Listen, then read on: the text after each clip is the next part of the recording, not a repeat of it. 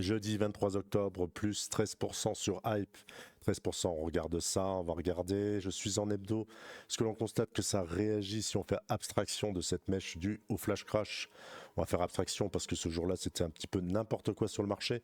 On enlève cette mèche et on regarde, on est situé sur une zone très importante. Les jours de premier listing ont bien marqué des points hauts, anciennement la TH à 35 $, tu sais ce que je pense. Résistance cassée fait office du support, on avait cette belle phase de distribution, je t'avais expliqué que si je me positionnais en journalier sur Hype, et si je zoome, je voyais que c'était même 50, on avait... Si elle était cassée, ça devenait moins intéressant. Maintenant, c'est pas parce qu'une tendance haussière est brisée que forcément on passe en tendance baissière. Ce que l'on va marquer, je pense, pendant un certain temps, c'est un range. Et le range se situe aujourd'hui autour des 35 $.